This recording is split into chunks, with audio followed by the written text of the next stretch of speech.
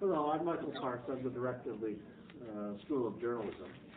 And thanks for coming. This is the first of what I hope will be an occasional series on doing great journalism, in which we invite people who've done it to come in and tell us how they've done it, why, tell us a little bit of the story behind the story, and give you a chance to ask questions. So this is John Emshwiller, who has written and will sign outside this book, 24 Days. There's a story why it's called 24 Days, but I won't steal his thunder. What little of it there is. But it's the story of the collapse of Enron, an amazing tale. You kind of pull a thread and the whole sweater comes apart, something like that. So, John was in the Wall Street Journal Bureau here in Los Angeles. Was the bureau chief, saw the light, and went back to reporting. We've got a lot of sympathy around here. The decision top manager of the Journal did not object to at all. I like that. So I'm just going to let him start. Well, thank you. It's a great pleasure to be here, and I would have actually been here a little sooner. I was saying that I had to listen in on a press conference this morning by Phil Angelides, who's the state treasurer, talking about the somewhat dire fiscal shape of the state of California, although the treasurer didn't have a lot. Well, he's one of those politicians you sort of think is paid by the word, but he didn't actually, well, he said a lot of words. He didn't have a lot of new things to say, but nonetheless, I sort of stuck there listening to him for a while. So my apologies for kind of rushing in here at the last minute, because I was really looking forward to this. I've long been an admirer of this gentleman here. I've reading your work over the years in the LA Times. So it was a particular treat to be invited to talk to students here. Basically, I mean, the book that we wrote came about because I think, we were sort of doing what journalists do every day. And what my colleague and co-author and I, sort of do as our job at the Journal. And it's funny, for those of you who've worked on stories, at college or wherever, a lot of times you get something and you start on it and you start down a road, and a lot of times it leads to a story. Sometimes it leads to nowhere and no story. Usually it doesn't lead to something like Enron. And so, to some degree what our tale is a tale of just working journalism that led to what probably was, certainly the biggest story of my career, and I think Rebecca feels pretty much the same way, the biggest story of her career. It's a story of luck and fate coming together at the same time, and certain events coming together at the end of a sort of extraordinary era of American business and politics, the 90s were, and that Enron in some ways came to sort of, symbolize. From a practical point of view, what happened, and I'll just sort of quickly kind of give a little narrative of the book. The book starts out chronologically in August of 2001. Enron at that point is still one of the most respected, in some ways most controversial companies in America. It's become quite controversial in the California electricity crisis for many Californians who felt that Enron and other big energy traders were deeply involved in manipulating California electricity markets to the detriment of the state of California and to the enrichment of billions of dollars of their own coffers. And in fact, my first experience with Enron really came when I was helping Rebecca, who's our national utility energy reporter, out on the California electricity crisis starting in late 2000. She'd been doing some great work on it, and it was later widely recognized as some of the, the best journalism on that subject that was done. But it became such a big story that they pulled me in. I mostly cover white-collar crime for the Journal. I have done that for the last 10 years or so. So I muck around with a lot of swindlers and crooks and other lowlifes, which I thought was actually pretty good training for covering the California electricity crisis. And in fact, so my first experience with Enron was really there, and it was really kind of peripheral from my point of view. I would call their PR department occasionally and get these kind of canned quotes, but they had a very smart, savvy public relations department who knew how to kind of massage the press, knew how to get back answers quickly. Enron really prided itself, as it grew in the 1990s, in being able to handle the public, the press, Wall Street, ratings agencies. They were viewed widely as these brilliant characters led by Ken Lay, who was the chairman, and Jeff Skilling, who was the sort of wunderkind of the company, and a whole crew underneath them that really were remaking the business model for the 21st century. They started out as a gas pipeline company, kind of staid, boring company, and then in the early 90s they transformed themselves, mostly under Skilling's direction, into this huge trading operation that was growing at fantastic rates. So I think its sales in 1999 were $50 billion, its sales in 2000 were $100 billion, and it was en route in 2001 to $200 billion in sales, which is extraordinary growth for a company that big. As we later found out, there was a reason it was so extraordinary, because they were sort of making up a lot of the numbers. But at the time, in mid-2001, Enron was still viewed, as this company that really got it, and they liked to foster that image. So my image of them, and when I started out, really was that. It's just sort of this peripheral contact. We used to joke in the LA Bureau when the electricity crisis at its worst and blackouts were expected all over the state, that Gray Davis could actually solve this problem if we just contract the entire electricity problem to Enron and let them supply everything. And it was sort of a joke, but it was also an underlying seriousness to it. The most memorable moment with Enron before we started all this was when I was interviewing Bill Lockyer one day, with probably all you know, the Attorney General of the state of California, and a man who's kind of given to sort of loose talk and sort of a motor mouth, which is one reason you love interviewing Lockyer. And so I'm talking to Lockyer, and he says, he's really convinced these guys have manipulated the state. They're crooks. They're just awful people. So I asked him, well, do you think you'll indict any of them? And he kind of pauses, and he says, well, I think we'll sue some of them. I'm sure we can sue some of them. And I sort of don't say anything, and he knows it's kind of a weak, need response. And he says, well, you know what I'd really like to do? And I said, no, what? And he says, I'm not sure I should say this, but oh, well, what the hell? I mean, it's like, what I'd really like to do is personally march Ken Lay to an 8x10 cell where there's a tattooed dude named Spike who says, hi, my name's Spike, honey. And I'm thinking, well, you don't hear that from the chief law enforcement officer every day. And it's like when I sent it through in a story I was writing. One of my editors called me up from New York and said, did he really say that? I said, yeah, he really said it. Well, should we print that? The Wall Street Journal is a somewhat sort of staged, family-oriented newspaper. I guess the idea of, the chief executive of the seventh biggest, well, he wasn't at the time, the chairman anyway, the seventh biggest company in America, being, done in by Spike was probably more, but they did run it, and it did become one of the more memorable quotes of the electricity crisis. And actually, it prompted a guy from Enron, the PR guy, when I called him, Mark Palmer, he was a very smooth, personable guy. They called him up and he sort of like he's just nonplussed. So, what? He said what? And finally he said, well, he's like, and they started asking me, what should I say to that? Well, I can't really tell you what to say to that, but I'd like to know what you did. Well, I guess I just won't say anything. It's just beneath, it's beneath comment. So, then a week later, Jeff Skilling, who was never short of a comment, he comes back to a speech in Las Vegas, and he would later say the reason he said this was because what Phil Lockyer said about his chairman. And he said that, quote, he says, it's up in front of a speech of several hundred people, and he says, well, you know what the difference between California and the Titanic is? And he pauses, and he says, well, the Titanic went down with its lights on. Which, of course,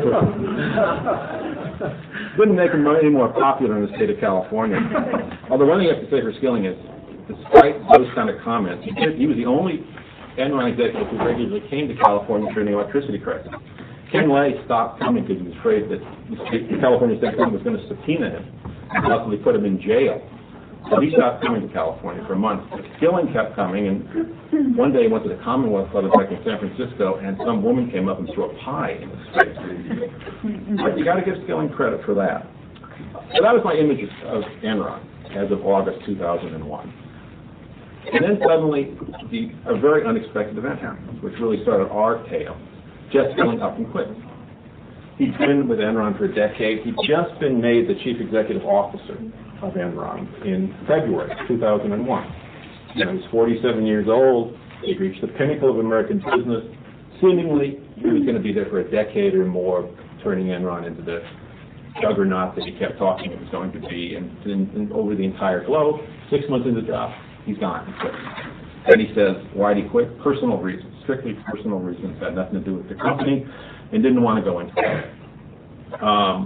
The day he quit was a day sort of just like, coincidence, fortune, whatever it was. Both Rebecca and I were out of the office. Becky, who would have normally covered the story and knew Enron better than anybody else at the paper, was on a long-planned vacation, moving her family back north, so she couldn't do the story. I was down in San Diego that day with some lawyer who had, sworn to me that he had the secret documents on proving that California's electricity market had been manipulated. I had to come down and see them. I could only, so I went down to see them. Of course, they weren't fake documents that proved it, which of course happens a lot. As you sort of find out, you get lots of people who call you, and you always have to make these judgments. Is it, well, do I go or not go? And because you spend your time flying and driving all over the place. So this lawyer I dealt with enough so that he had some credibility, and the documents weren't completely worthless, but they were oversold, and there was no story. So I come back the next day, and our bureau chief, Jonathan Friedland, had done the first day story about Skilling quitting. Like everyone else who wrote about that event, he didn't really believe that personal reasons had been the only cause. Because CEOs of big American companies don't usually quit for personal reasons. I mean, they have made a decision early enough in their career that being CEO is important enough that they sublimate personal reasons, family, lots of things that, a lot of the rest of us wouldn't sublimate. They do.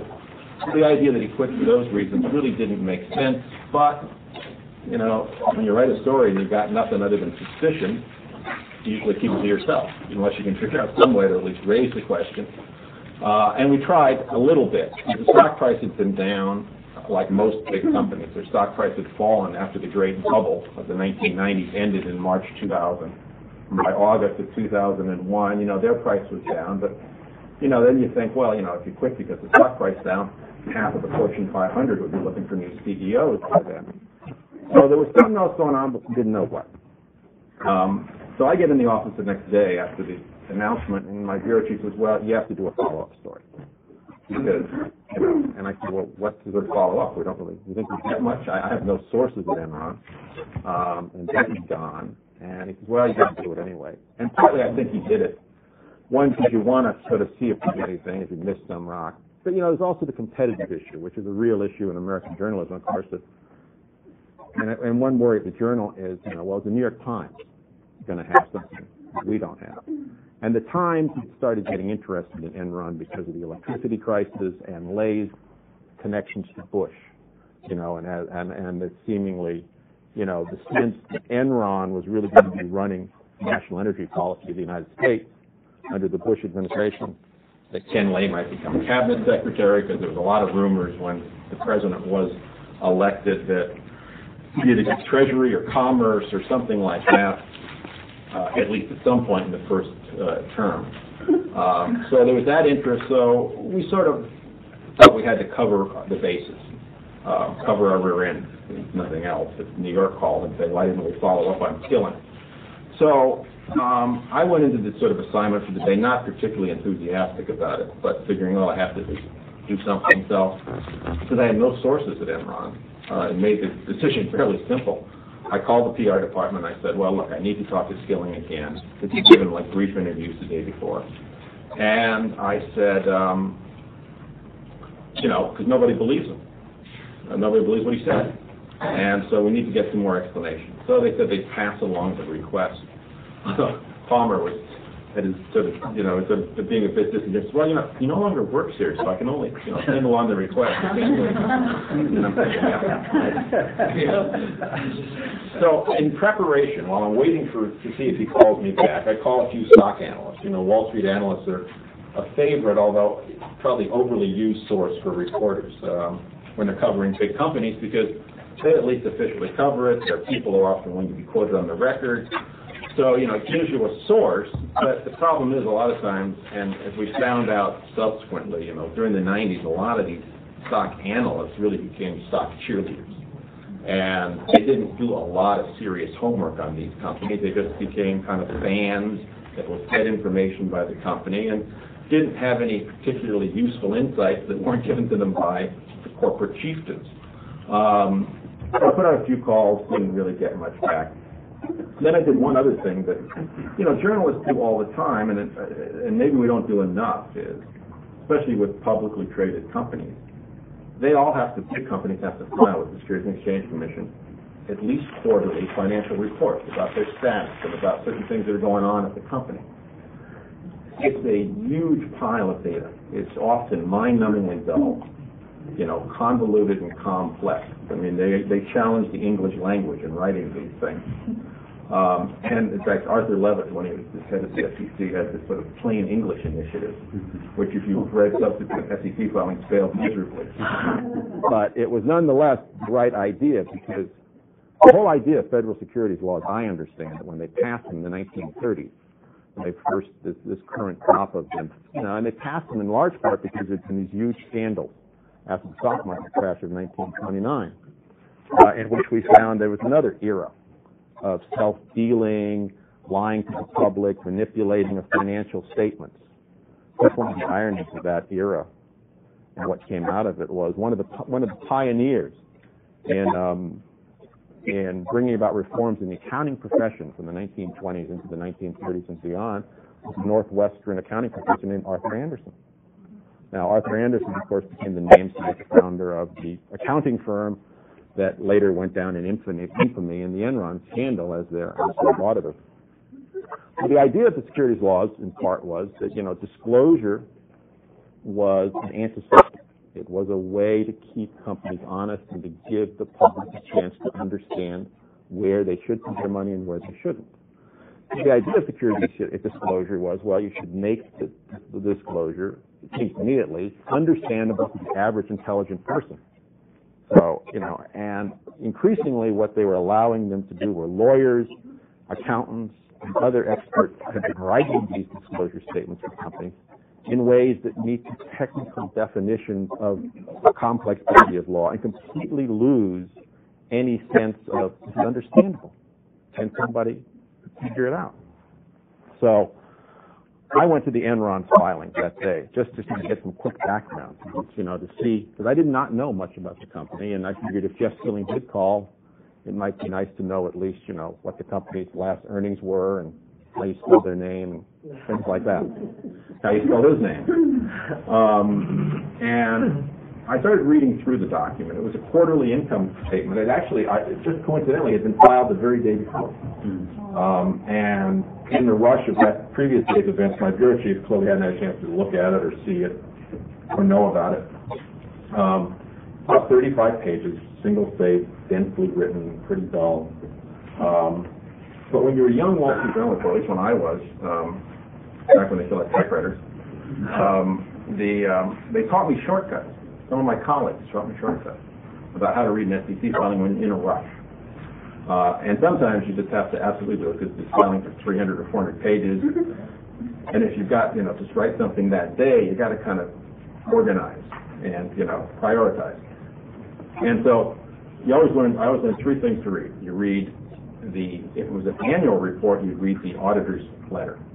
So the auditor's letter is basically supposed to come once a year, and they say, we've looked over these financial statements and certify that they conform with generally accepted accounting principles, which is known as GAAP for short. This was not one of those, so there's no statement. Although I later found out that Arthur Henderson almost never would have qualified one of their statements, no matter what Enron did. The other one you often read is litigation, because like anything else in life, you find out who's suing who's angry with whom. It's often a window into something going on at the company, at the place, or if it's even at a public agency. So I looked there, and there was a few pieces of litigation that had all been around for years, so nothing much. The last place I looked was what's called related party transactions. Now, this was something the SEC required companies to start doing in order to let shareholders know when the company was having a business deal with one of its own senior officials, say the corporate executive, like the chairman, a director. So, for instance, lots of companies have deals where you not only get to be a director, but they'll also hire you to be a consultant, which nobody could ever quite understand when they're looking at this. No, if you're being paid a director to give your advice, why do you have to also be paid as a consultant to give your advice? Well, companies do this, I think, as a way to kind of, give extra goodies to people, $50, $60, $70, $80, $100,000 a year extra. It buys a little more friendship and loyalty, it can't hurt, it's all in the family. And Enron actually had a couple of those, including the former energy minister in Great Britain, Thatcher. They hired him and gave him $6,000 a month for his advice on the European energy market. I always fantasize it was just enough to pay to take the capital. We should tell us where you found these records.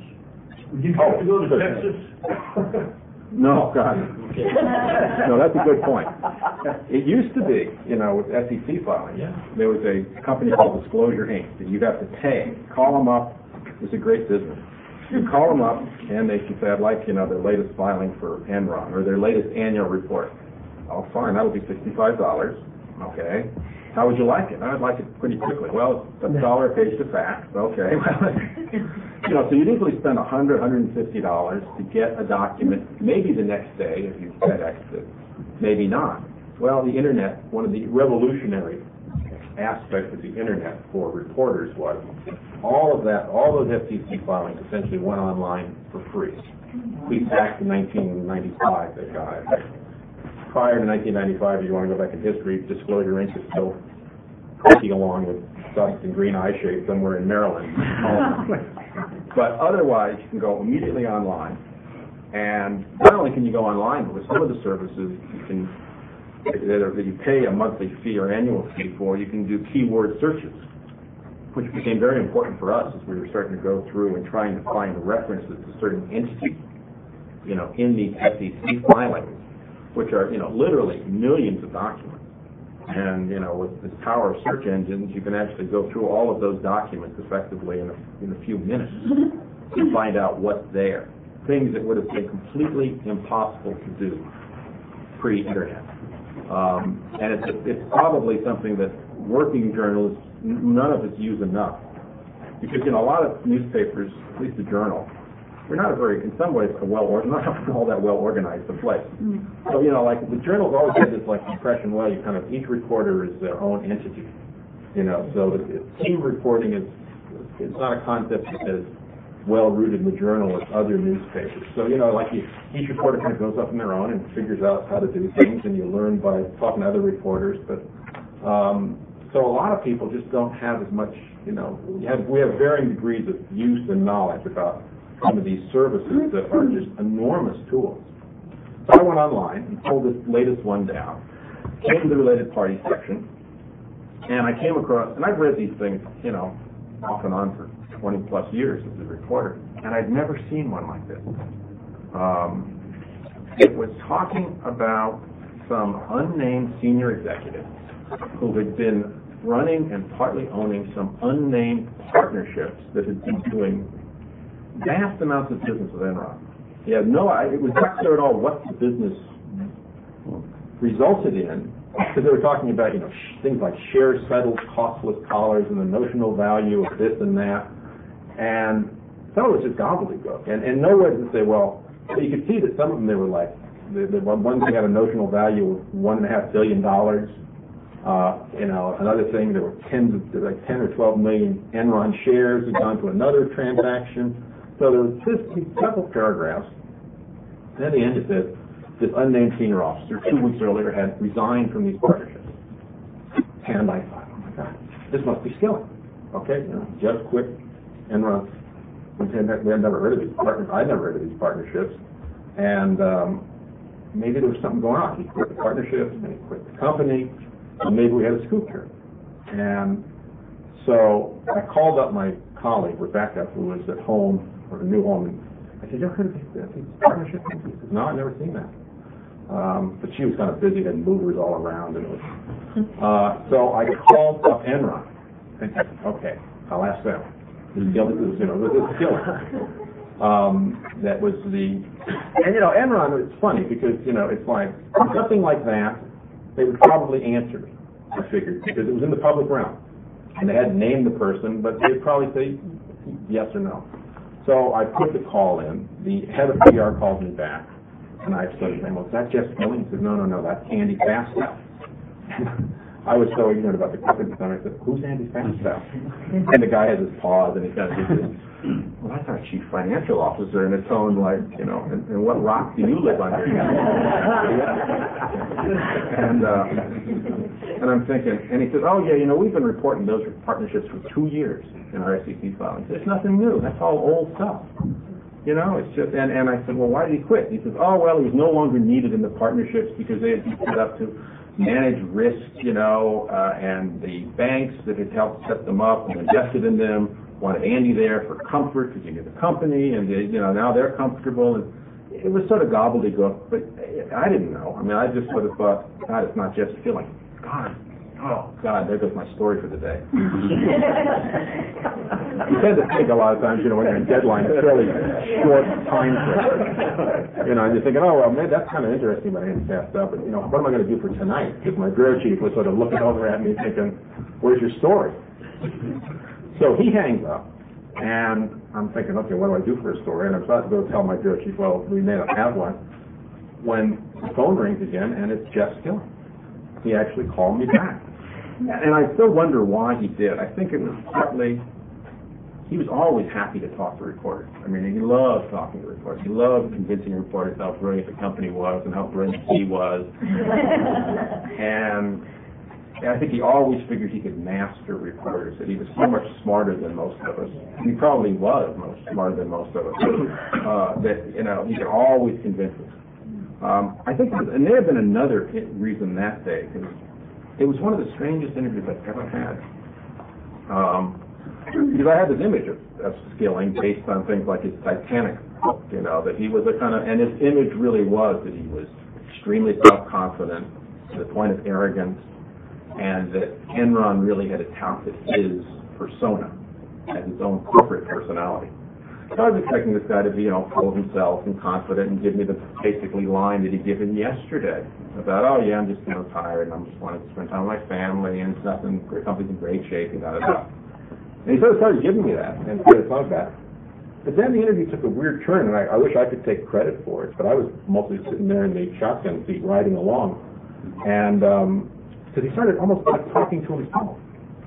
And he started talking about the stock price, and the stock price hadn't fallen. And if it only had been, he might, it would be okay. And, and he's, and then he finally started talking to himself, just stay there. I'd still be there. I could still be there.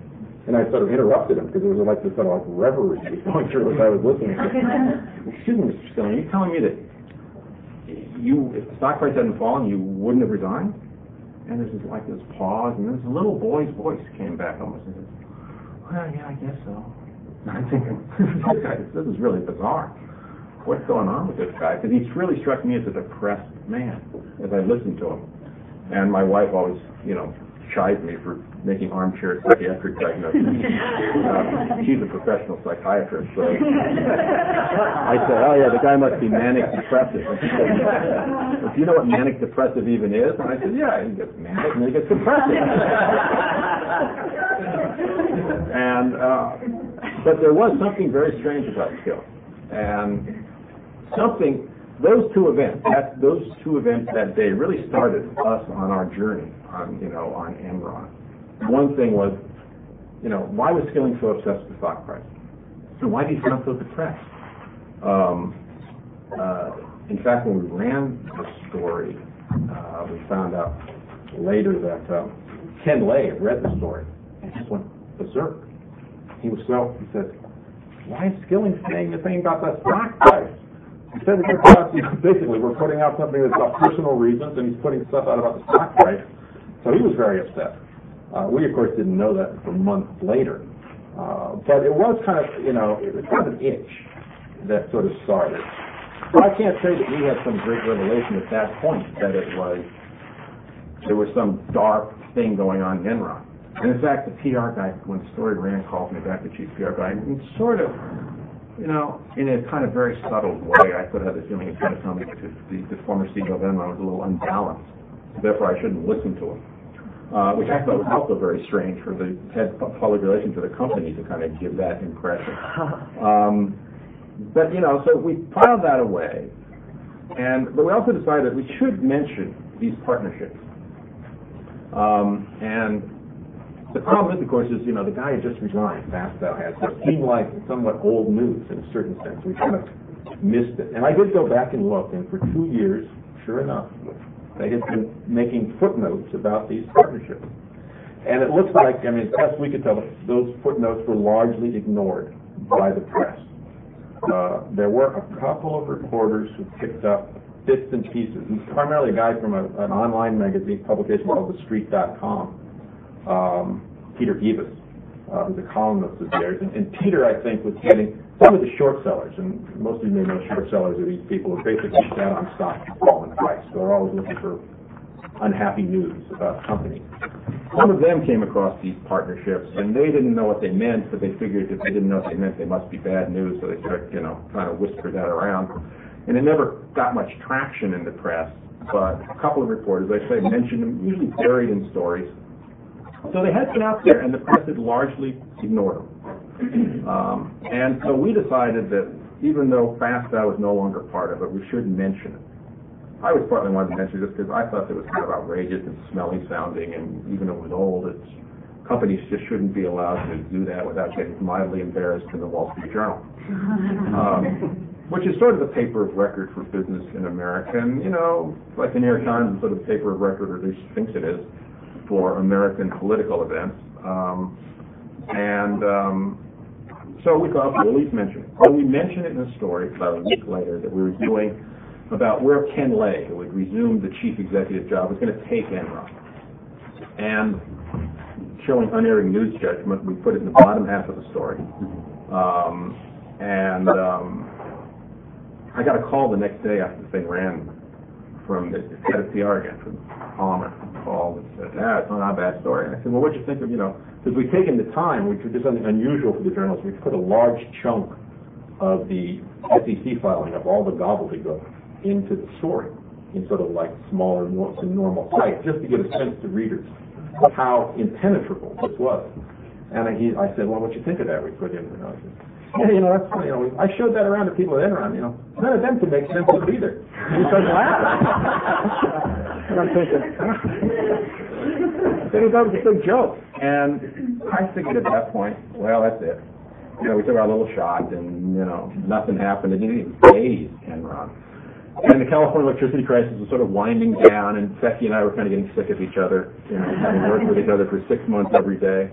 And I figured I'd go back and cover corporate crime and white-collar crime, and she'd go back and cover electricity and utilities, and that would be it. Except, we got a phone call. Somebody actually had read the second half of our story about the Enron, and this person called and said, it's the kind of call reporters dream about getting, and you almost never do. It is really good. You've got to tip of the iceberg. Really, there's much more here. It was some person, an Enron insider, who was close enough to things to know. This person never knew everything about what was going on in these partnerships or close to it, but they knew enough. They gave us the first roadmap. And we had a couple of very long interviews with the person. And they started telling us what seemed at the time like outrageous things were going on inside of Enron. Pressure on people to do deals with these partnerships, of people who were punished for raising questions about the partnerships, of efforts to go out and pressure banks and investment banks that did business with Enron to invest in the partnerships and to back them. Fairly serious charges. At the time, it seemed, you'd always think, well, is this person really credible or not? We did also have some internal documents, and those were great roadmaps. And as it turned out, every charge that person made to us turned out to be true. In fact, if anything, it was understated. Again, that's very unusual in the sports. Most of the time you get these kind of, deep throat types who think they're deep throat. I don't know how many people how many with their personality disorder, so many people all think they're deep throat. Yeah, exactly. My wife could tell me. Or there's that time she gets called and say, "You got the next Watergate," right? This is kind of guarantee you got the next Watergate. Unfortunately, this person wasn't much like that. They really weren't all that ranting or over sort of grandiose. So talking to that person was really our first, what came as close to an epiphany. They gave us a beginning and saying, maybe there really is something darker. And so we set out to report what we could on these partnerships. Based on some of the internal documents we got, we assembled a long list of this person's stuff of potential sources and started calling. And it was slow slogging, because at the time Enron still was a very mighty company in America and engendered lots of fear in the American business and financial communities. Very few people wanted to step up and say anything critical of Enron. In fact, at one moment I called one of the banks who had invested in Enron, not in Enron, but in partnerships, the so-called LJM partnerships, and she would confirm, the spokeswoman, that they had invested, but wouldn't comment any further. And I thought to hang up, she said, well, there's one thing we'd like to say to we really value our banking relationship with Enron and would like to expand it. And I'm thinking, well, I can't do advertising for you. If you want to buy an ad, put it in. But that was sort of the idea that you sort of ran into, that people were just, enamored with Enron stuff. And so, but we started to make some progress. We started to get a few people talking. The story then gets interrupted by 9/11. It's just about 2 weeks into reporting that happened, which, everything in American journalism basically stopped for 3 weeks. And Rebecca and I went off and helped out on the terrorist-related coverage. And we got back to the reporting, and in early October, probably, we got enough stuff. We'd been trying to put together enough for a front-page story in the Journal, which in the journals is a little different often than most newspapers. You get in the front page of a lot of newspapers with some breaking story or some fairly big daily story. The Journal's front page tends to be have a major sort of feature story, which takes a lot of reporting. And so we did that. We were working on that story. We decided we'd finally go to Enron, and we had to make a decision, because we called up Enron and said, we'd like to talk about these things, expecting to get an interview. And instead what we got was Enron calling back and saying, oh, well, send us written questions, which they'd never asked for before. Although that happens more and more in American journalism today, especially with corporations, they've gotten much more sophisticated. Becky and I argued a lot about what to send and whether to send it. We finally did, because I thought we, should, and we sent fairly detailed questions. And Enron came back and said, we're not going to talk. They just gave the one-paragraph written response. Rebecca was somewhat upset with me for, that we sent too much, and I thought it was useful in a sense because Enron always talked, and here suddenly they weren't talking. That perhaps more than anything else up to that point told me we might be onto something big. Something was going on that was so, sensitive inside of Enron they wouldn't talk to the Wall Street Journal about it. The 24 days, I'm rambling on, I'm sorry, that begins on October 16th. So we get up to this point. We haven't written our big story yet, because we don't have, quite enough to get the big story on the front page. They come out with their third quarter earnings.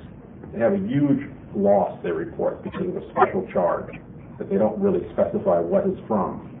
But Enron, being Enron, of course, put it in very positive terms. This is a non-recurring charge, and they were so-called recurring earnings, which was always a sort of phrase that made me laugh. Somehow they come like the cycles of the moon. Had gone up 20%, and everything was going great, and they were just making these little write-offs to clear away some old problems and cobwebs, and and Wall Street bought it pretty much. The stock price went up that day, despite having reported the biggest loss in history. We saw a few things in the announcement that made us think they were talking about these LJM partnerships, so we never mentioned them, and decided that because of the size of the loss and the fact that other newspapers might start picking up on this, we decided we better dump out what we had the next day in the earnings story. Again, we debated whether to do that or whether to try to. There's always that debate that goes on. You try to hold it to the front page story, you put it out, and sort of lose the front page story. So we decided to put it out. And that really began the 24 days, because what happened really was that between October 16th and November 8th of 2001, Enron went from being one of the seemingly most successful giant corporations in the world to being essentially a basket case, ready either to go bankrupt or to be bought by somebody else. They tried to be bought by somebody else, by Dynegy, another energy company. That failed, and then they ended up in bankruptcy court. And the 24 days is sort of a chronicling in the middle of the book about how that collapse happened with such speed and, the events that were going on. Because we started writing stories that then led to other stories, and, these started getting calls from people, which led to other stories. In some cases, we had a big scoop because we had missed the scoop the day before. So there are a lot of strange things that were going on, and it was happening with such incredible speed that, I don't think Enron even quite knew what hit them. Nobody really expected this. But what it really was once the marketplace started having doubts, and I think 9/11 played a role into it. The market was much more nervous than it had been prior. But once the market started having doubts about Enron, the doubts just grew like a cancer, and just incredibly quickly.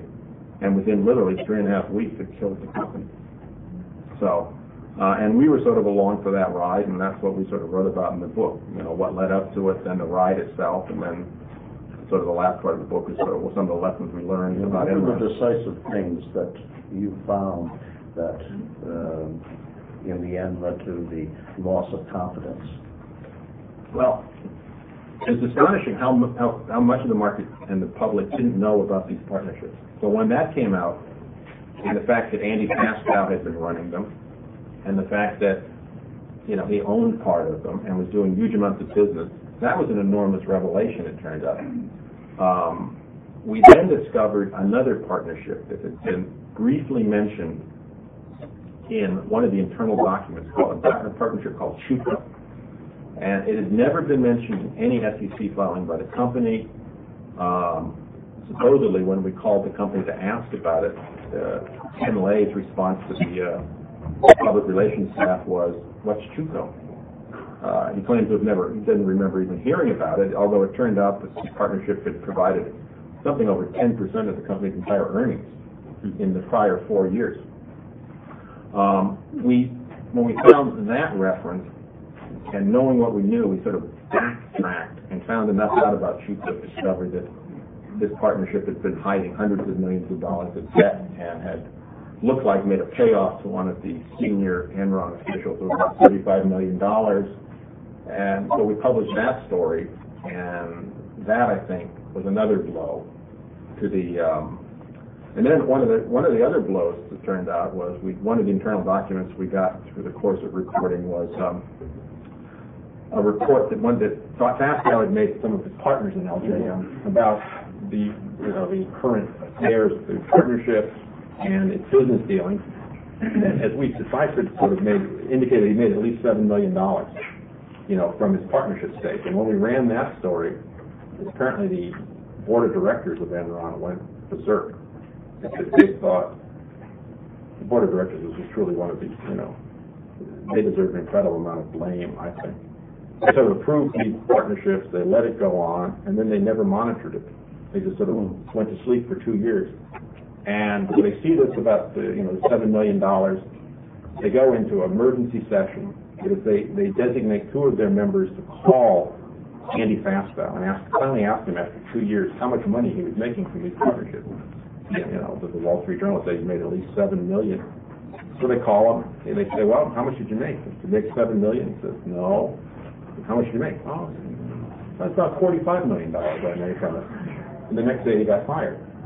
And that was, October 9th, the 24th he got fired. So that was another event. But it was just a series of, events, some of which we didn't know at the time that our stories were affecting, that we later found out.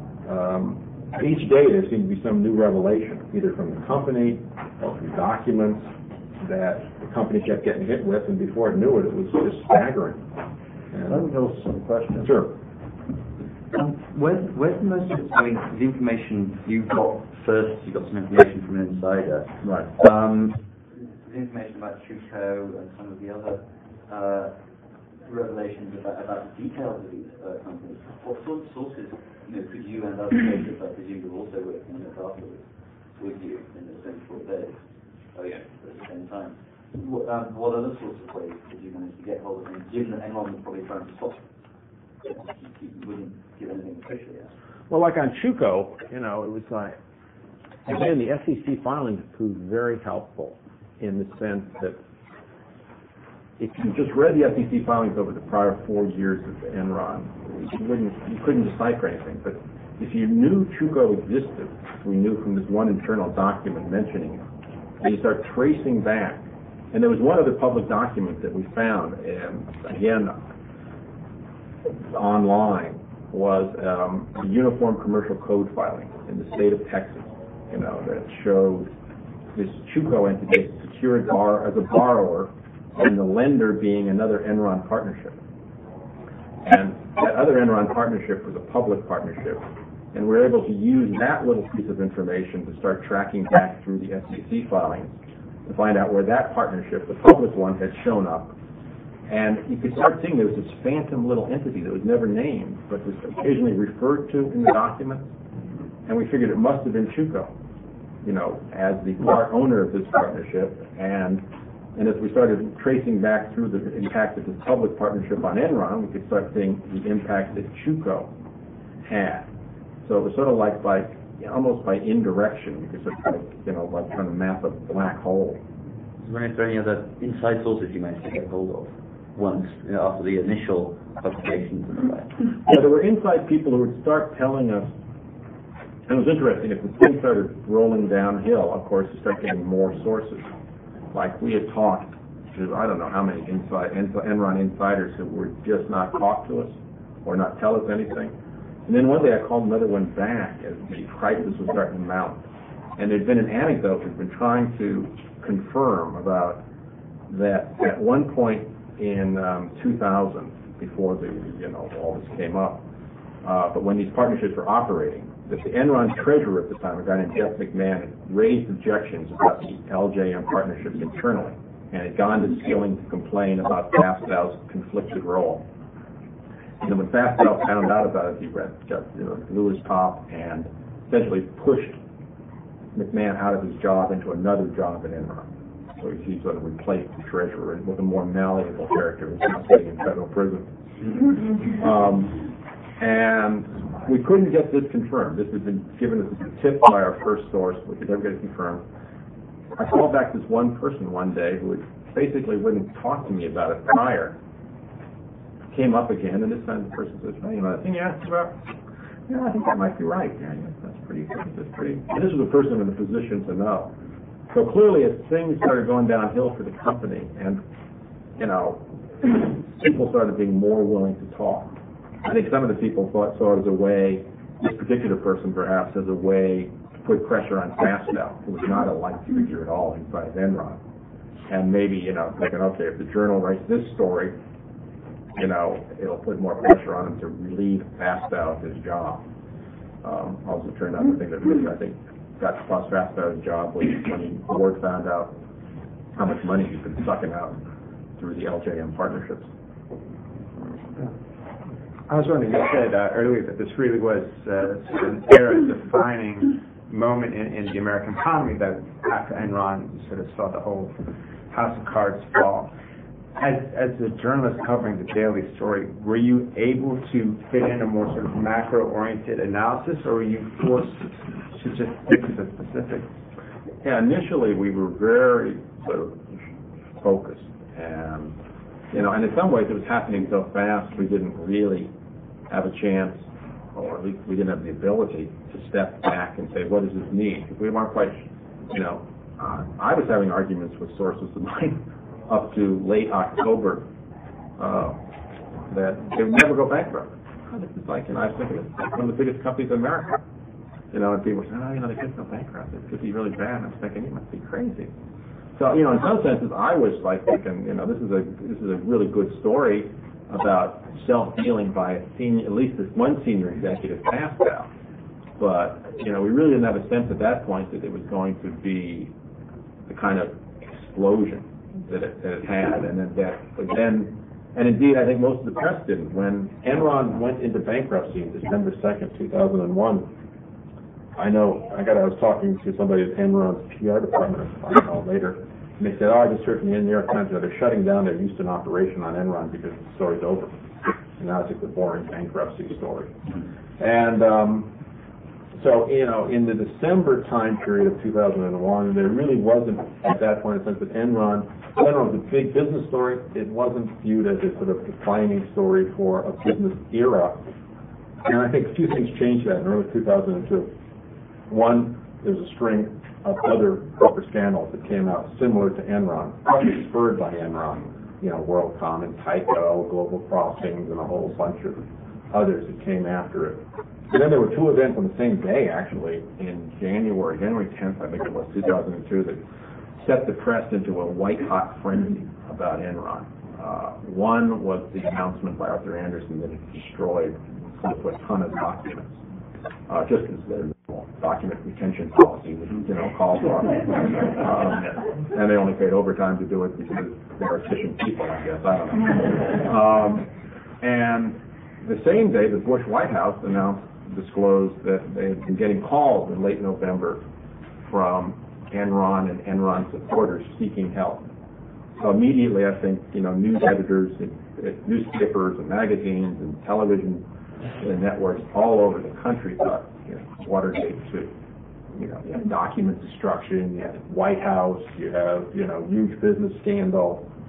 So it went into this frenzy. So the New York Times, from having, for instance, from starting to close their Houston bureau, I think at one point in late January, it was already up to like 12 or 15 reporters in Houston. It was like the largest bureau the Times had outside of Washington in the United States at the time. And, the Journal, New York Times, on many days were running a dozen stories each related to Enron in late January, early February. There were 7 or 8 congressional committees that suddenly came up. And I think, this whole notion then got infused into the public mind, of this, there was an era of corporate scandal now, and an era, where, and coming on top of is, the end of the stock market bubble. Up to March of 2000, I think many of us thought we're all going to be internet millionaires, that this is like an era, a new business era, a new era of wealth for Americans, and that started falling, over the 18 months starting in March 2000, and by August or October of 2001, you had that going on for 18 months. You had 9/11 as another sort of blow to the American psyche. And then you have Enron, WorldCom, and the whole string of things that seem to, there seemed to be this whole thing of just huge corruption and greed by people at the top of corporate America. People who 2 years earlier had been getting celebrated, these icons of what we all wanted to be like. So I think, in that sense, Enron did sort of put an exclamation point, to what looks like the end of an era, but we only really started seeing it months later. Can you imagine Wade ending up in prison for anything? Well, so I have maybe our joke that maybe Spike wouldn't have them anymore. But I can imagine it, but I think it's unlikely, given. I think the prosecutors would love to put him to indict him. I can only suspect that one of the happiest people in America if he was indicted would be George W. Bush. Lay is now in some ways the worst of all political friends. He's a useless one. You can't take any more money from the guy. But he's now an albatross, because every day that he's not indicted is another day that Tom Daschle or Howard Dean or other leading Democrats can say, see, the friend of the president doesn't get indicted. He's protected in all of this corporate scum. But I think the problem is Lay, if there's sort of a criminal negligence statute, he'd probably be in jail by now. But in some ways, it's astonishing how few fingerprints he left on Enron, despite being its chief executive officer for 15 and a half of its 16 years. And so they've been trying to make a case. I think there's a case to be made on insider trading because he sold a lot of, he cashed out a lot of stock options.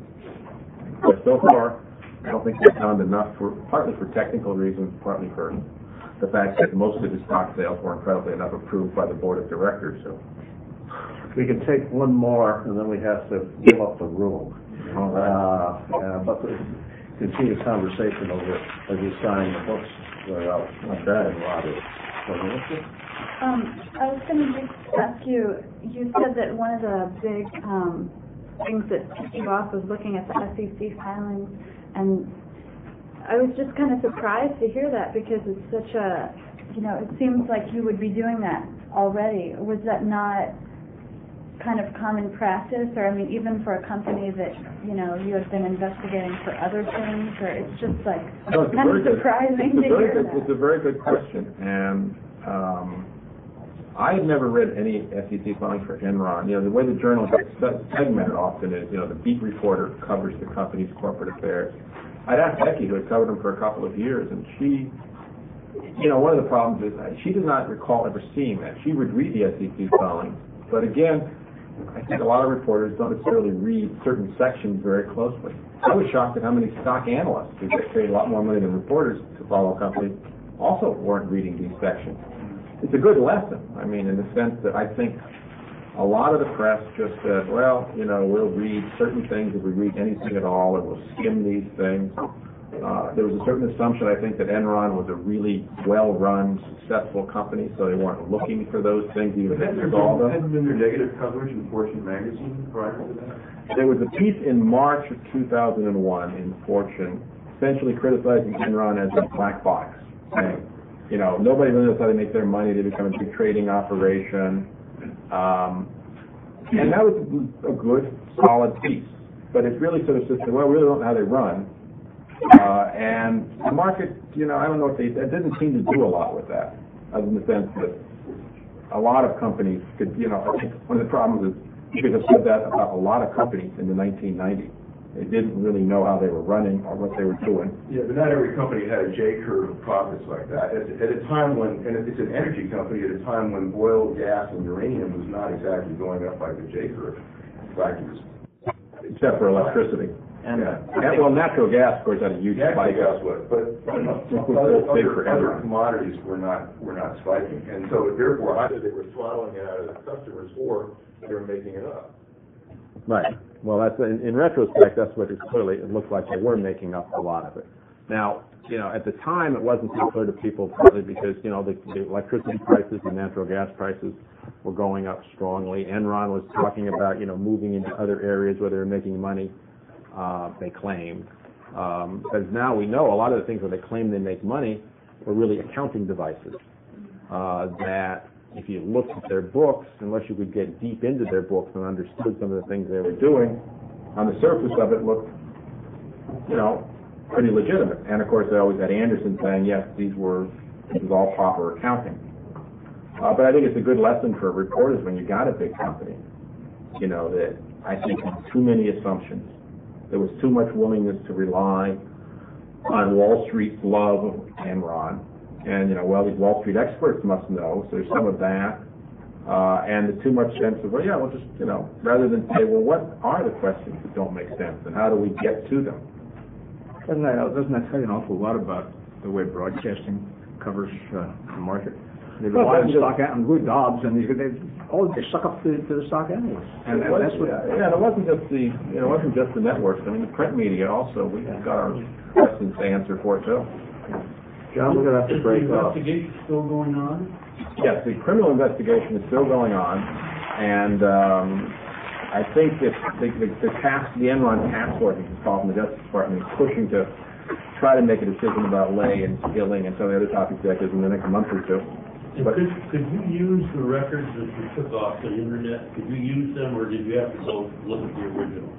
no, you can. The SEC filings are held by the SEC in a system called EDGAR. And you can use various private services to access that, but those are the SEC records. They're filed electronically now in most cases. John, thank you very much. Thank you. It was great fun. Thank you.